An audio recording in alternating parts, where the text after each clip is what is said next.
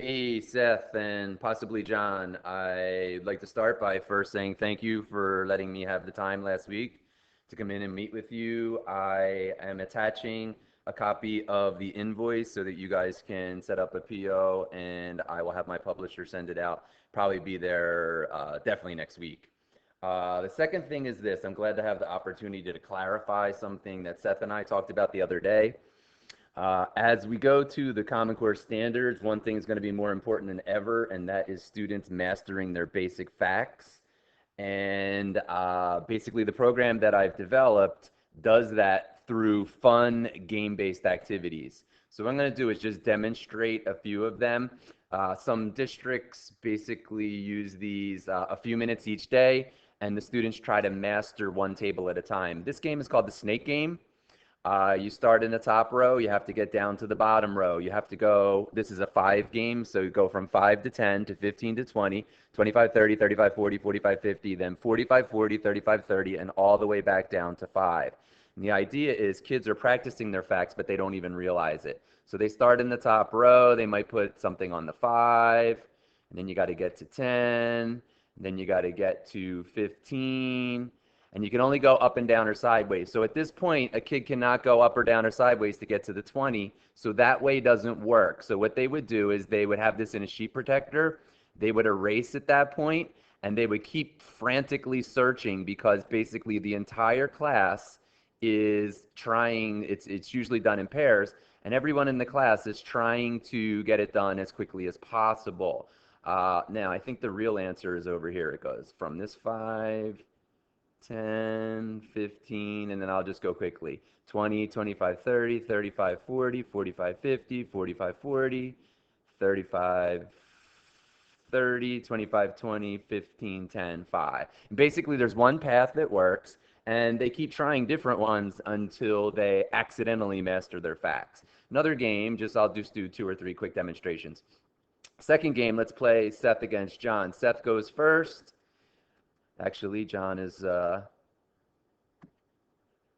the paychecks. We'll let John go first. Okay, so John picks a number from 1 to 10. Let's say he picks 2. That would be a good choice. He picks the 2, writes 2 times 5, because we're still mastering the 5 times table. 2 times 5, the kids write the fact is 10. And if they're smart, they're going to pick a 10 from somewhere on the board. Now, there are lots of 10s. 10 over here, 10 over here, 10 over here, 10 over there. But you can only pick one, and since John is very smart, he's going to pick the 10 next to the free space because he has 2 in a row. And the idea is the first person to get 4 in a row is the winner of the game. So, of course, they battle back and forth. Let me grab a pen. And the idea is now it would be Seth's turn. He would pick a number. Well, Seth would like to block John from going up and getting 4 in a row. So he, if he knows his facts, is going to pick 5 times 5. He'll pick 25. And then since he's the O's, what he's going to do is put an O on there, and he will block John, and then we will continue on with this pattern. This is a game that students play. My brother's kids actually play this, some of them at lunchtime. They ask to take copies out to the schoolyard, believe it or not. One more quick game that I will show you. I showed this to Seth the other day. Works like this. It's based off of the concept of a Sudoku puzzle, and here's how it works. You need a 5, 6, 7 in every row, because there's 3 circles in every row, and you need a 5, 6, 7 in every column. And the idea is there's only one pattern that works. So out of 5, 6, 7, which 2 numbers here multiply to make 35? Well, we know it's got to be the 5 times 7. We don't know which way they go, but it's either 5, 7 or 7, 5. If these are 5 and 7 and we need a 5, 6, 7 in every column, we can tell by process of elimination this one has to be 6. Now look over here. These 2 numbers multiply to make 42, and we know out of these 3 numbers it's got to be 6 and 7. But we've already used a 6 in the bottom row, so it can't be a 6. This has got to be a 7, and that's the 6. Now in the bottom we have a 6 and a 7. This one's got to be the 5.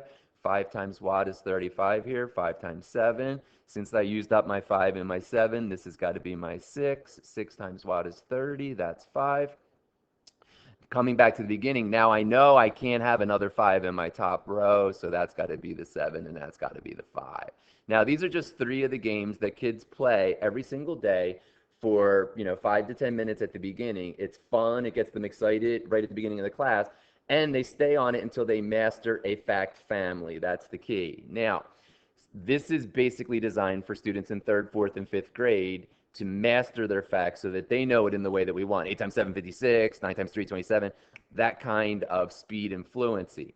Now, the same exact games have been created for addition so that students in K1-2 master their addition facts. For every family, the same exact games. Remember the Faxter game where it was like John against Seth? Same game, same concept, except they're practicing these facts over and over. 2 and 2, 3 and 3, 4 and 4. And for an entire week or more if the teacher needs it, they stay on this one fact family until students genuinely master the information. Now, the one thing that I brought up to Seth the other day is some districts use this and they just play the games within the class. I do have a couple districts this year that have gone to this new idea that I have, is that we have either, every 2 weeks or so, a little friendly competition between, let's say, two third grade classrooms where the teachers are, see, the thing is the teachers get really motivated because they're going to be competing against the teacher across the hall. And basically what we do is we set up some games where the students can compete either in the average speed per class, or we can set up activities where they go against students in the other classroom. And basically it would motivate them, the teachers would be highly motivated, and the students to want to really practice their facts, because there would be a competition day, and as I talked about with Seth, it would focus on the positive parts of competition without the negative. So I think that's pretty much it. If you if you think this is a great idea, you want to implement it completely, that'd be awesome for me. On the other hand, if you would like, we could do some kind of I would be willing to come over some morning. If you want to pick a K1-2 teacher, well, like probably a 1-2 teacher and or a 3-4 teacher, I would be happy, pick somebody whose opinion you value. I would be happy to go in and demonstrate a few of the games to them, get their kids excited about it, and then I'll leave and you can purely talk to them and see if it's something that would help them and help their kids. So again, I appreciate your time, and I will send this out to you as soon as possible, and along with the the invoice from what we talked about on Friday. Again, guys, thank you so much, and have a great day.